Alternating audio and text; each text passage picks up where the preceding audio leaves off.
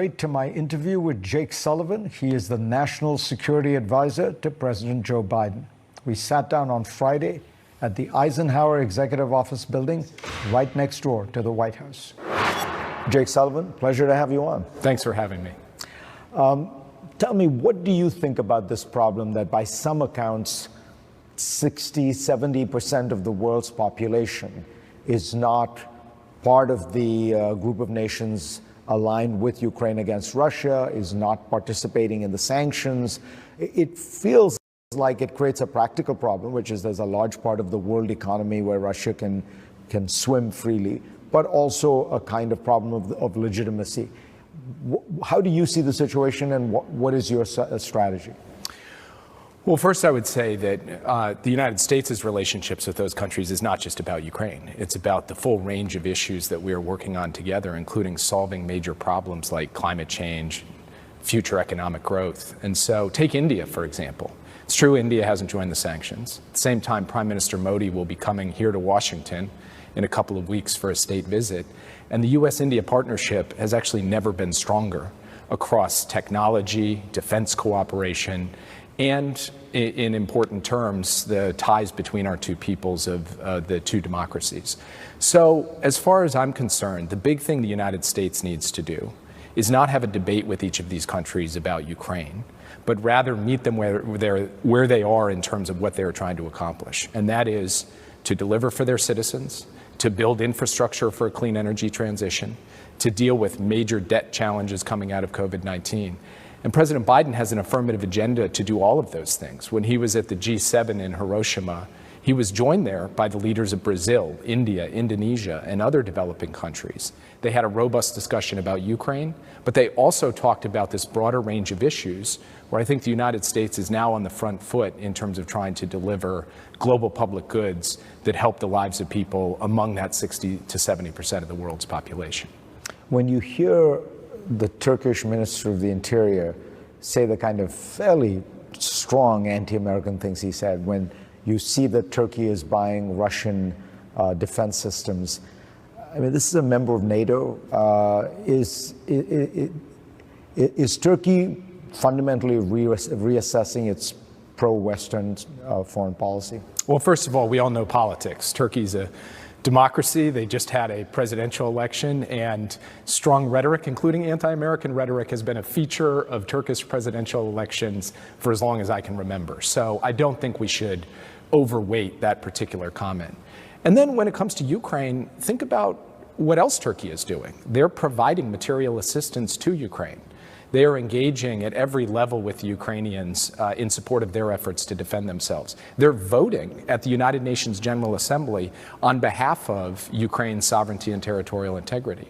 So, like always, the picture is more complicated than this idea that Turkey has moved into some other column.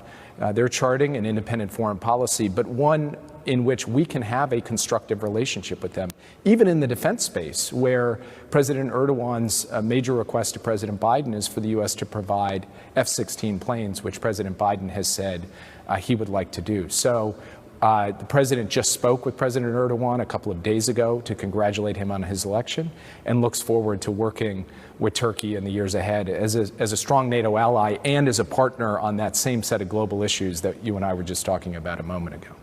When I talk to leaders, officials in many of these countries, and European countries and Canada, one of the things that keeps coming up is American protectionism, nationalism, mercantilism, the idea that the United States is now just looking out for itself. And why shouldn't these countries do the same?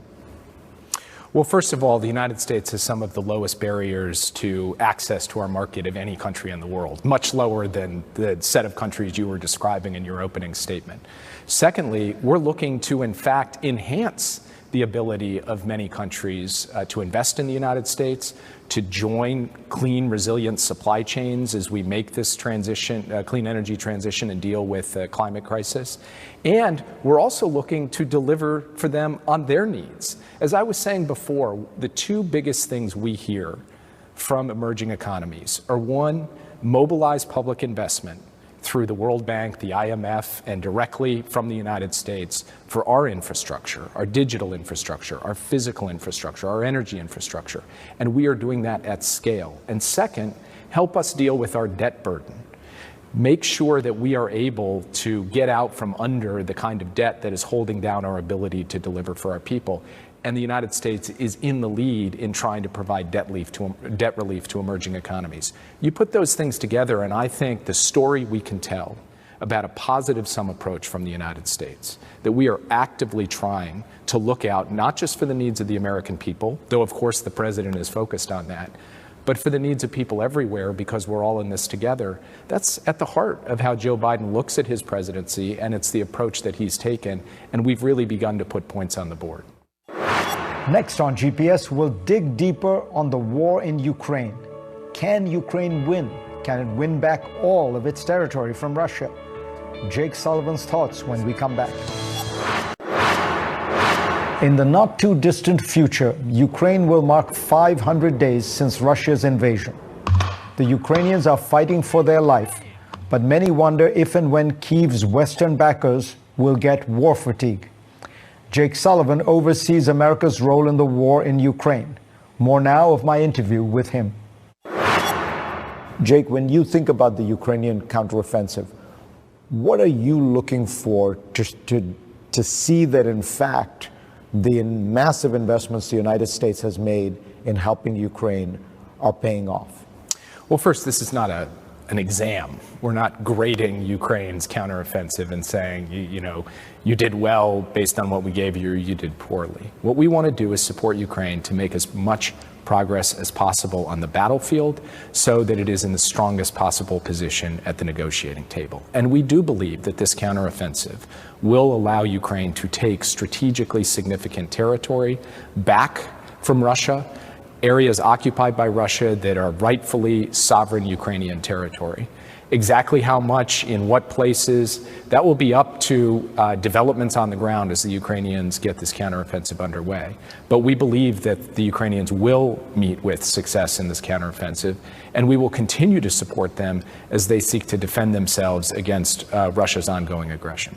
But as you imply in your answer, the success you hope will then get translated into a strong negotiating position.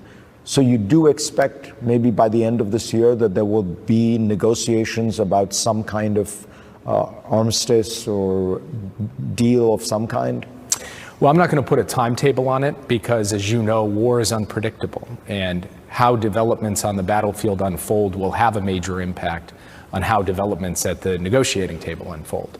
But what I will say is this: President Zelensky himself has said that this war will end ultimately through diplomacy. And as you heard from Secretary Blinken in a speech he gave this week, the United States believes that any just peace must be based on some foundational principles. One of those principles is rooted in the United Nations Charter, and it is the principle of sovereignty and territorial integrity. And by the way, the countries that you described in your opening statement, whether it's India or Turkey or Indonesia or others, they have all spoken out about the need to protect the principle of sovereignty and territorial integrity. Brazil, for example, has voted for UN General Assembly resolutions that uphold Ukraine's territorial integrity.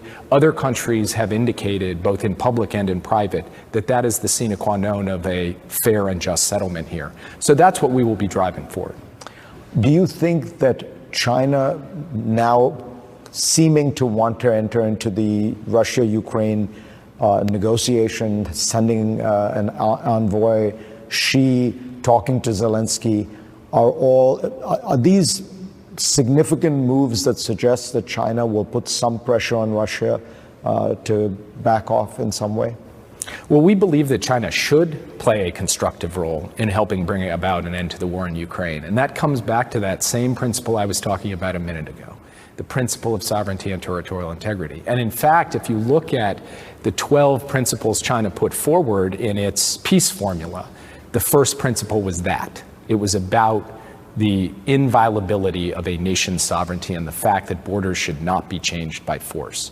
So it really is up to China to make its determination as to whether it's going to lean in here to support that principle of sovereignty and to indicate to Russia that it will stand behind an outcome in which Ukraine gets its sovereignty back. Whether China does that or not is unclear. They've been tentative so far. I think they're still trying to decide how they want to proceed.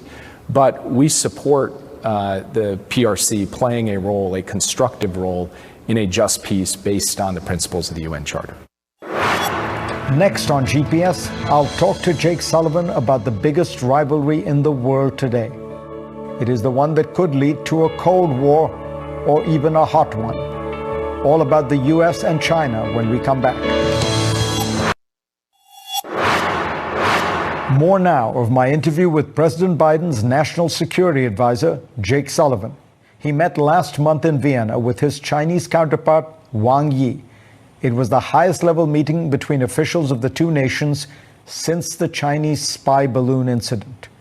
The White House said the talks were candid and constructive. So, where does this most important relationship in the world go from here? Jake, Henry Kissinger, who turns 100 or has already turned 100 this year, gave an interview in The Economist in which he said that he thought that U.S.-China relations were in the classic pre-World War I situation, where neither side felt they had any political room to make concessions or to make overtures, and that the implication was we're sort of stumbling our way into something that could turn into a very serious conflict. Do you agree? I sat in the room with President Biden when he met with President Xi in Bali last year, and that was not my experience. I saw two leaders who are actually trying to reach understanding, even if we have different points of view and even if we are in a deeply competitive relationship, on some of the fundamentals in this dynamic. And the desire on both parts to put a floor under the relationship, to manage the competition responsibly, to ensure that competition does not become conflict. And there are a number of different elements to that. But one of the key ones is that as we have intense competition, we also have intense diplomacy. So I just sat down for 2 days with my counterpart, Wang Yi, and talked through all of the strategic issues in our relationship. And we will, I hope, soon see American officials engaging at senior levels with their Chinese counterparts over the coming months to continue that work. And then at some point, we will see President Biden and President Xi come back together again. So as far as I'm concerned, there is nothing inconsistent with, on the one hand, competing vigorously in important domains on economics and technology, and also ensuring that that competition does not veer into conflict or confrontation. That is the firm conviction of President Biden. That is how he will responsibly manage this relationship, and we believe there is nothing inevitable about some kind of conflict or Cold War between the U.S. and China. So the United States and China did $700 billion of trade with each other in the last year. Is it your goal to allow that trade to expand and for the both sides to participate in a kind of growing pie? Or do you think that there needs to be more decoupling, that those numbers need to stay stagnant or maybe even go down? Well, at the G7 in Hiroshima, the major Western democracies came together around a simple formula. We are for de-risking, not for decoupling. We are not looking to decouple our economy from China. We are not looking to end trade between the United States and China. But we are looking to de-risk. What does that mean? It means three things. First, it means that we need secure, resilient supply chains in critical goods like clean energy technologies and semiconductors so that we're not reliant on any one country.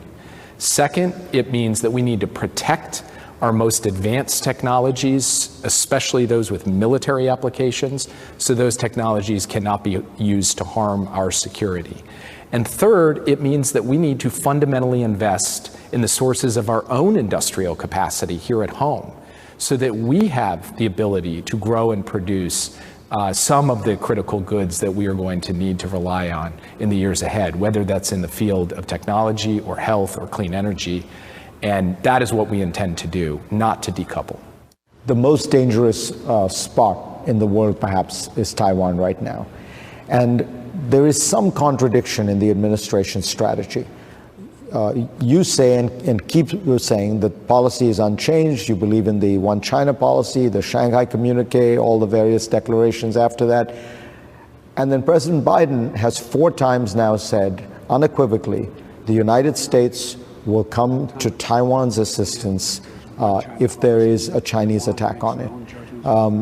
What is President Biden trying to alter the policy of strategic ambiguity about what the United States would do in this circumstance and be very clear about it? And if that's the case, is that not a change in policy? So President Biden has answered this hypothetical question on multiple occasions, as you say. He has also, on multiple occasions, including in the very same breath, said that our policy towards cross-strait relations towards China and Taiwan has not changed, that it is rooted in the One China policy, the 3 joint communiques, the Taiwan Relations Act.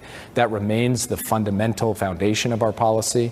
The president himself has said that. He said it directly to Xi Jinping. But there's a contradiction here. Well, first of all, the entire Taiwan policy of the United States is built on a series of internal tensions.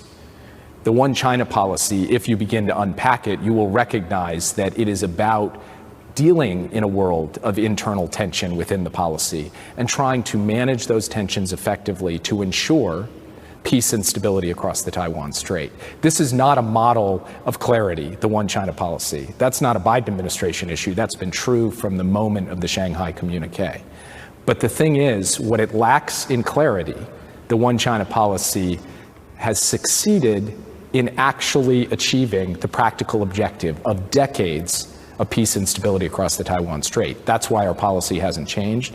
That's why we believe the One China policy should continue to ensure that there are no unilateral changes to the status quo from either side, and that we maintain that peace and stability across the Taiwan Strait for decades to come. So if the new DPP candidate becomes president and takes some steps toward Taiwanese independence, you would oppose that? We have been public in saying we do not support Taiwan independence. What we support is an effort to ensure that there are not unilateral changes to the status quo by Taiwan or by the PRC.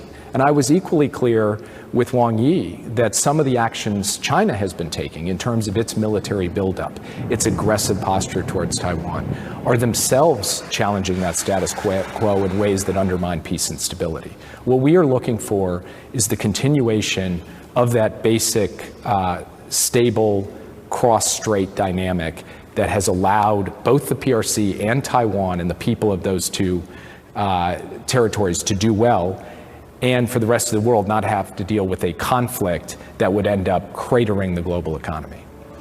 Jake Sullivan, always a pleasure to have you on. Thanks for having me. And we will be back.